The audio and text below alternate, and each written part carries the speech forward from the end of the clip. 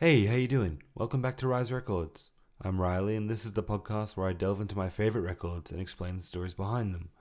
Today, I am wrapping up this initial 12-episode run with one of the coziest, most quietly revolutionary albums that's ever been made, Carole King's Tapestry. Released in 1971, Tapestry didn't just dominate the charts, it reshaped what it meant to be a singer-songwriter, especially for women. It's a record full of warmth, honesty, heartbreak, hope, and some of the most enduring songs you'll ever hear.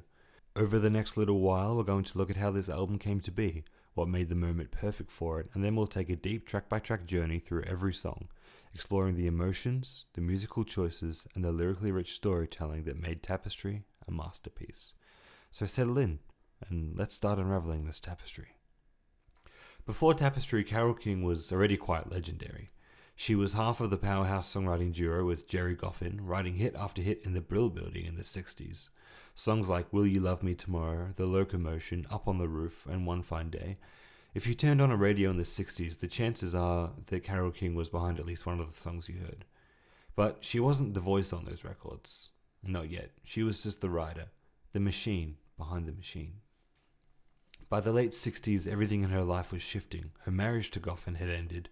The Brill Building sound was fading as the music world turned inward, more personal, more confessional. And Carole herself moved to Los Angeles, right into the heart of the Laurel Canyon scene, surrounded by people like Joni Mitchell, James Taylor, and a brand new generation of singer-songwriters. For the first time, she wasn't writing for other artists. She was writing for herself. She released her debut solo album, Writer, in 1970. It didn't make much of a splash, but she was finding her voice, her sound, and her identity. And then, in February 1971, Tapestry arrived. And it didn't whisper. It glowed. It spent 15 weeks at number one, won 4 Grammys, including Album of the Year, and sold over 25 million copies. But beyond the numbers, it spoke to people, especially women, in a way few albums ever had. It was intimate, direct, emotional, without melodrama. It felt like sitting in your best friend's living room and hearing her tell the truth. Now let's dive into that truth, track by track. We open with a shock of energy, I Feel the Earth Move. Carole King pounds out those rhythmic piano chords with all the confidence of someone ready to take control of her own story. She describes love not as a gentle flutter but as a seismic event. Her heart trembles, the ground moves, and her cool composure evaporates when this person walks into the room. There's a boldness here. The woman in this song is powerful, self-aware, unafraid of her own desire. Musically, the syncopated piano creates a rocking motion that mirrors the feeling of unsteady ground. It's flirtation turned into movement, and it's the perfect way to announce that Tapestry won't be shy. Then the album takes a deep breath with So Far Away, one of the most quietly devastating songs about distance, both literally and emotionally. Carole King reflects on the ache of loving someone who isn't close. She talks about how far away they feel and wonders why people can't stay put long enough to grow together, something I often wonder myself. She wishes she could travel to them, or that life didn't pull people in different directions. Once again, something I've experienced. This song feels like sitting by a window at night, staring out, wishing the world was smaller. The piano is slow and warm, almost like an exhale after the shock of the first track. It's a song about longing, but also acceptance. Sometimes people drift, and you can't stop the tide. It's a lesson I've learned in my life.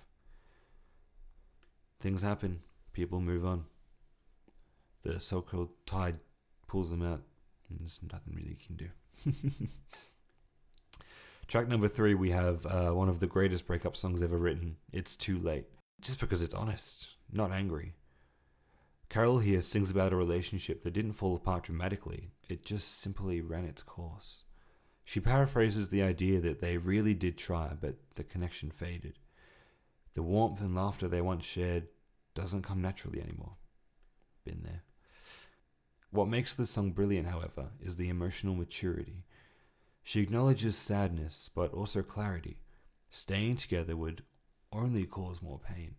There's no villain, just life. Musically, the electric piano and smooth groove place us in a warm, late afternoon kind of haze. It's a breakup you can picture happening over coffee and not confrontation. Quiet heartbreak, if you will.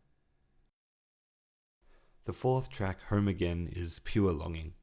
Carole King paints images of coldness, both the weather and the emotional freeze that comes from missing someone deeply. She mentions needing warmth, but being alone, not wanting to spend one more night feeling the chill.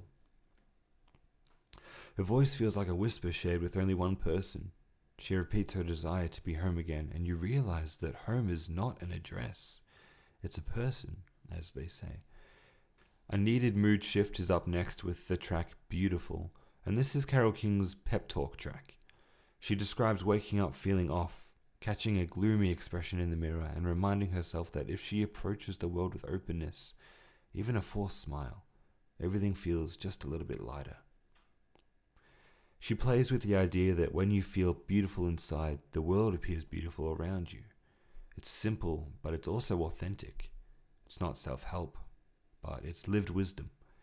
Musically, this song sparkles. The chords rise like morning sunlight. It's a warm little reset button for the whole record. On the next track, Way Over Yonder, Carole King turns towards spiritual imagery. She dreams of a distant place way over yonder, where sorrow fades and her spirit can finally rest. She mentions finding strength and the sweet taste of peace. Paraphrase poetry about renewal. Vocally, she leans into that gospel inflection. You can hear her reaching for something higher, something beyond the everyday struggles that have shaped her life at the time. It's a hymn of hope disguised as a soul ballad.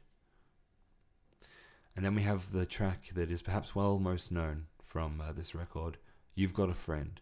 And this is emotional shelter in song form. Carole promises steadfast support when the world feels cold, when darkness falls. All you need to do is call her name and she'll come running. She wrote it as a response to James Taylor's lyric about not being able to find a friend, and the tenderness is real. However, Carole's version is gentler than James's later hit. It's the sound of a friend placing a hand on your shoulder. It's no exaggeration to say that this is one of the greatest songs ever written about friendship. Next up we have Where You Lead, and this song bursts with affection and optimism. Carole sings about being willing to go wherever her partner goes, even to new and unfamiliar places, because the relationship is worth it. She paraphrases the idea that she'd follow them anywhere, not out of obligation, but out of joy. Later in life she revised the song's context, but on Tapestry it radiates sincere devotion. It's upbeat, playful, and sprinkled with a little Southern California sunshine. Will You Love Me Tomorrow is Carole King reclaiming one of her own classics. She wrote this song as a teenager for the Shirelles, but on Tapestry she slows it down and lets the vulnerability breathe. She asks, if we share this intimate moment, will the love still be there tomorrow? The uncertainty feels deeper now, touched by adulthood, experience, and heartbreak. Her version transforms the song from girl group pop to soul bar and confession. It's one of the emotional peaks on this album. Next up we have a total left turn, and a fun one at that. This is Smackwater Jack. It's a folk tale set to music, I suppose. Carole King tells the story of a hot-headed outlaw who causes trouble and the sheriff who finally takes action. She paraphrases the moral, sometimes someone goes too far and consequences arrive. The piano is lively, almost barrelhouse style, and the song adds humour and breathing room to an otherwise introspective record. It's storytelling Carole, a reminder of her brill-building versatility. The penultimate title track of the record, Tapestry, is the album's philosophical centre. Carole describes life as a woven tapestry full of colours, patterns, and stories. She sees a figure in the weaving, a symbol of beauty or inspiration, but when she reaches out, the figure disappears.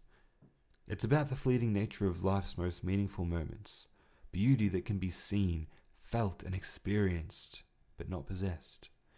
The arrangement is gentle and folk-inspired, giving the song the feel of quiet meditation. It ties the album's themes together: longing, hope, love, change. It's all there. And now we have the perfect ending. You Make Me Feel Like a Natural Woman.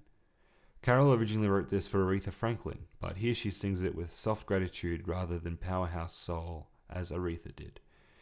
She reflects on feeling worn down before love entered her life and lifted her up, making her feel whole, grounded, and authentically herself again.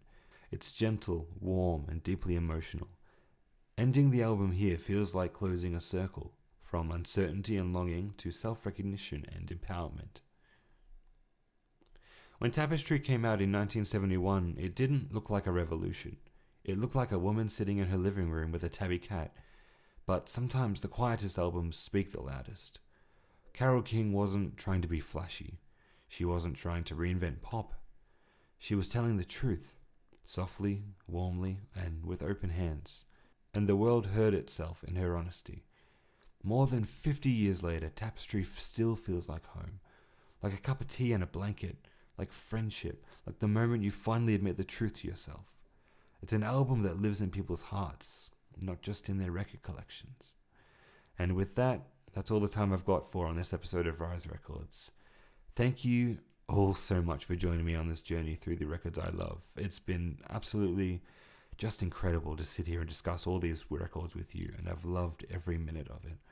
I do want to say that this is not the end for Rise Records. I do plan on reviving this one day in the future because I have a whole lot more albums in my collection just outside this room that I want to talk about. But for now, to quote the mighty Bob Dylan, I'll say fare thee well. Until the needle drops again, have a great week everyone, and bye for now.